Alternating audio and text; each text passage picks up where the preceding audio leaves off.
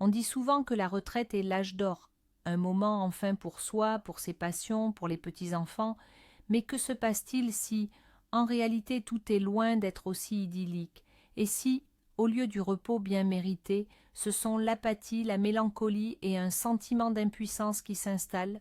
Aujourd'hui, nous allons aborder un sujet trop souvent passé sous silence. Nous allons décortiquer les 7 principales causes de dépression chez les personnes âgées.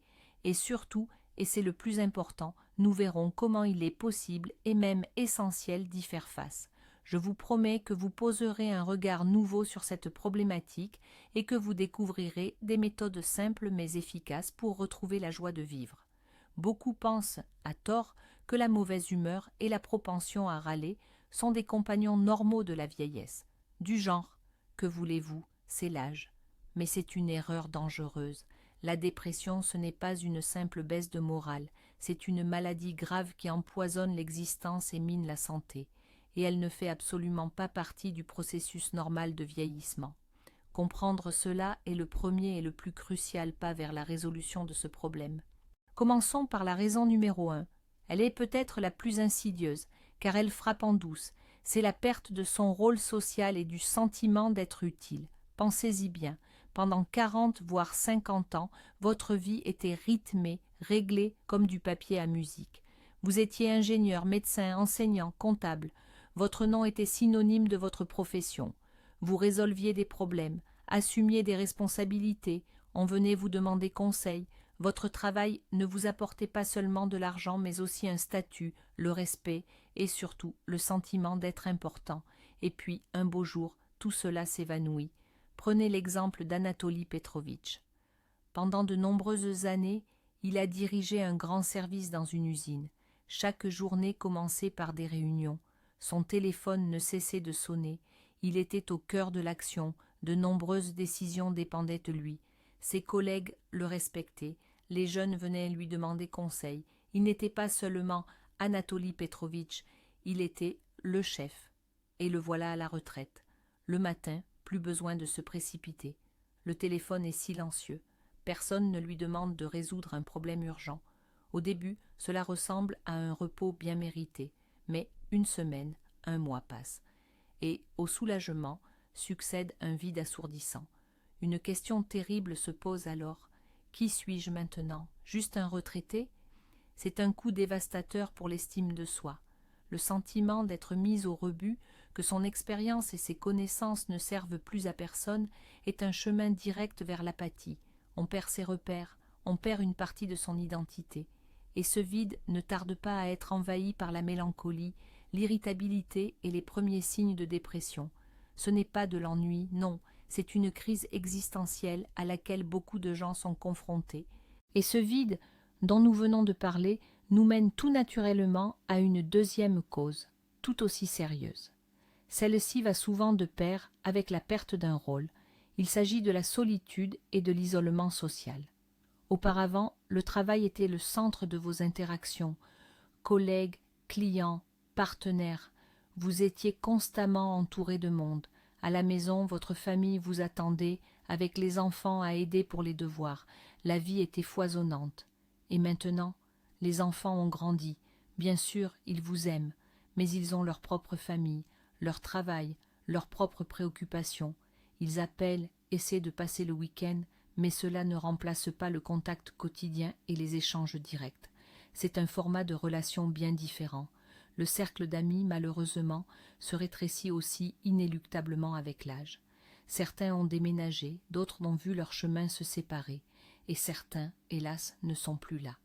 Les anciens liens s'affaiblissent, et il est bien plus difficile d'en tisser de nouveaux à un âge avancé. Plus de projets professionnels communs, plus de réunions de parents d'élèves. En fin de compte, le monde d'une personne, autrefois vaste et bruyant, peut se rétrécir jusqu'aux dimensions d'un seul appartement. Le téléphone reste muet pendant des heures et la télévision devient le principal interlocuteur. Cela crée un sentiment de vide, une faim émotionnelle et informationnelle. On se sent invisible, oublié, rejeté du flux général de la vie.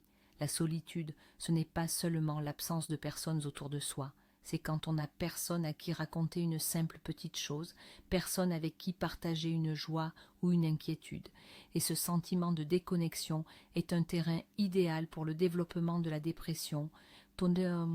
Passons maintenant à la troisième raison, une réalité malheureusement bien connue de beaucoup, les problèmes de santé et la douleur chronique, et il est crucial de comprendre ici que ce ne sont pas de simples bobos liés à l'âge qu'on balaye d'un revers de main en se disant « Que voulez-vous, c'est les années qui passent ».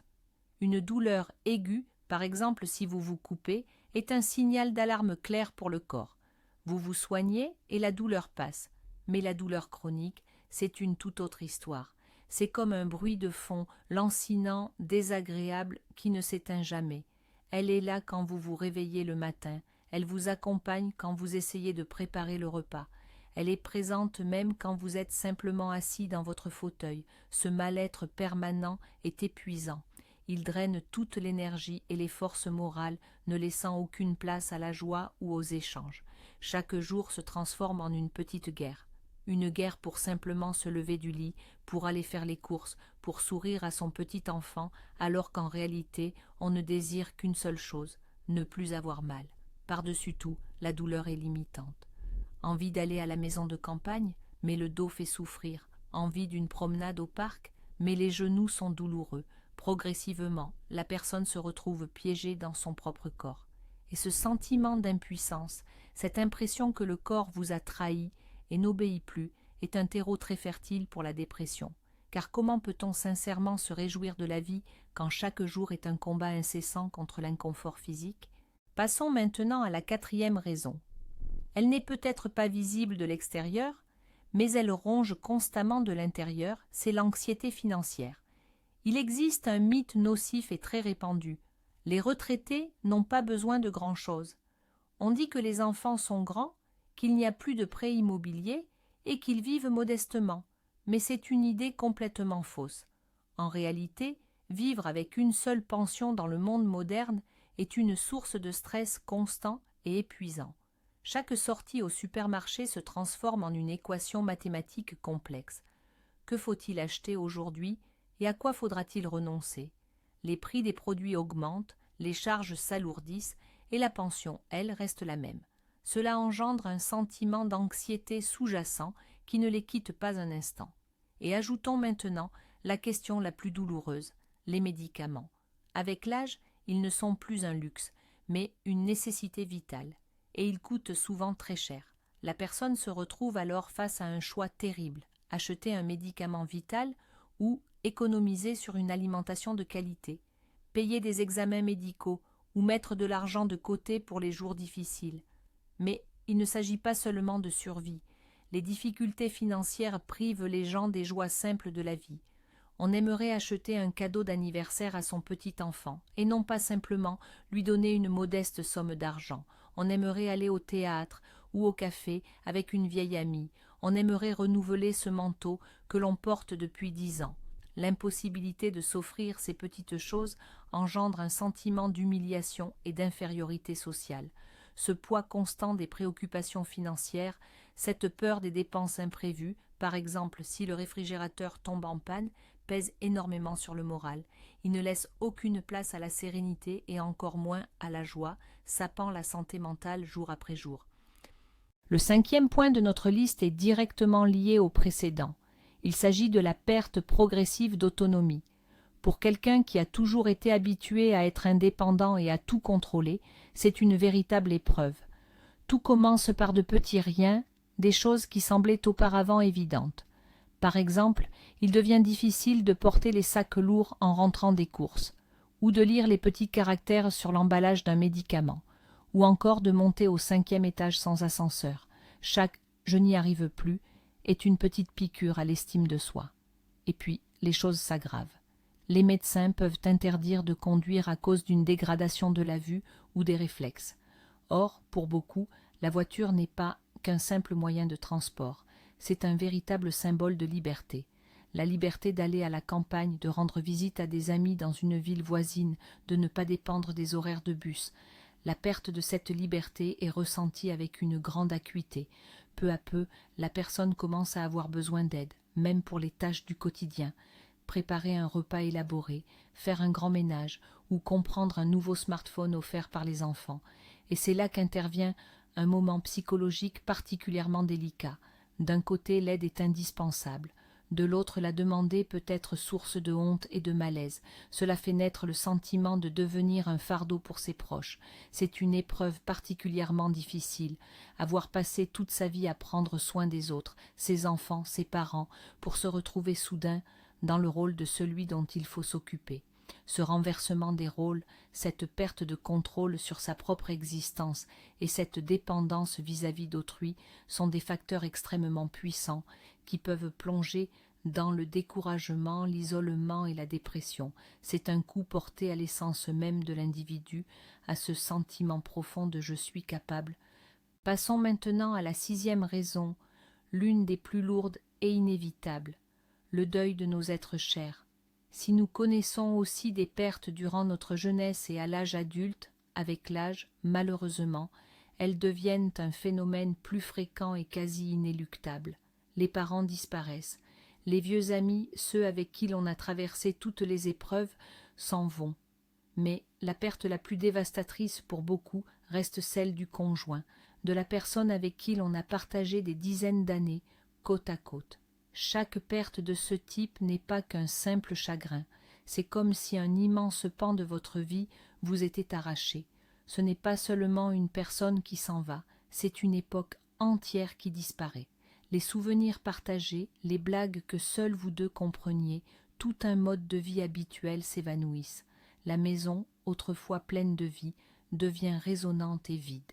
Si, dans la jeunesse, le travail, les enfants à élever et une vie sociale trépidante aident à surmonter le deuil à un âge avancé, ces distractions sont bien moins nombreuses. La personne se retrouve seule face à sa douleur, et ces pertes ont la particularité de s'accumuler. Une perte s'ajoute à une autre, et la blessure de l'âme n'a pas le temps de cicatriser. Très souvent, les personnes âgées, et particulièrement les hommes, ne savent pas ou ont honte de parler de leur chagrin.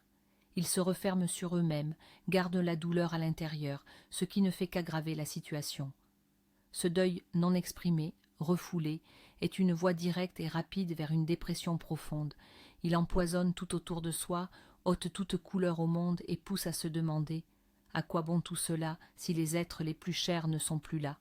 C'est une épreuve terrible pour le psychisme. Et enfin, la 7e raison, c'est peut-être la plus profonde et la plus philosophique, mais elle n'en est pas moins réelle. C'est la peur de l'avenir, la peur de la faiblesse et de notre propre finitude. Tant que nous sommes jeunes, nous vivons avec le sentiment que l'avenir est infini. Nous faisons des projets pour des décennies à venir. Mais avec le départ à la retraite, la perspective temporelle change radicalement. L'avenir cesse de paraître lointain et illimité. Il devient plus tangible et, hélas, fini. Avec cela viennent des pensées angoissantes. Que se passera-t-il si je tombe gravement malade? Et si je ne pouvais plus m'occuper de moi-même et devenais dépendant? Qui prendra soin de moi? Ces questions peuvent provoquer la panique et voler le sommeil. La personne commence alors à faire le bilan de sa vie.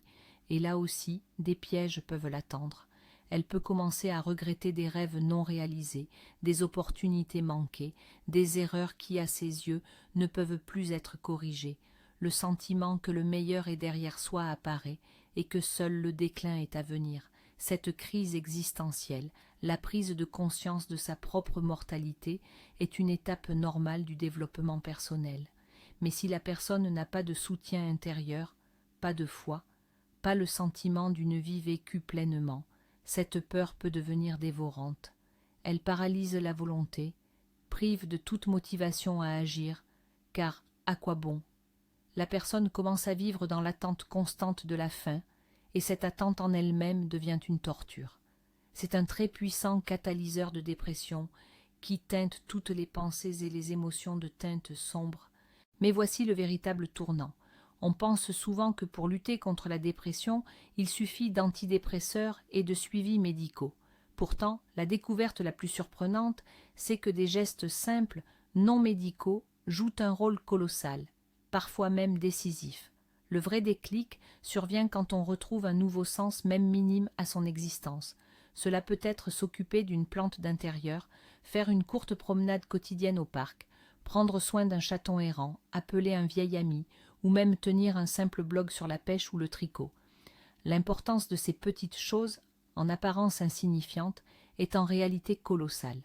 Elles redonnent un sentiment de contrôle, d'utilité et d'appartenance, créent une routine et donnent une raison de se lever le matin. Ce n'est pas juste un moyen de se distraire, c'est une façon de reconstruire sa vie, brique par brique. Comprendre que l'on peut encore influencer les choses, prendre soin de quelqu'un et créer quelque chose, voilà ce qui guérit véritablement l'âme. La retraite n'est donc pas une condamnation, mais un véritable défi de vie. Les causes de la dépression sont réelles et multiples, allant de la perte de statut aux problèmes de santé. Mais la clé de la solution réside dans la prise de conscience et l'action. On ne peut pas balayer ça d'un revers de main et tout mettre sur le compte de l'âge. Merci d'avoir regardé cette vidéo importante jusqu'au bout. Si elle vous a été utile, n'hésitez pas à laisser un j'aime et à vous abonner à la chaîne pour ne pas manquer les prochains épisodes. Et maintenant, une question pour vous. Par quels moyens, vous ou vos proches, maintenez-vous votre morale et votre bonne humeur à la retraite? Partagez vos histoires en commentaire, aidons-nous mutuellement en offrant de précieux conseils.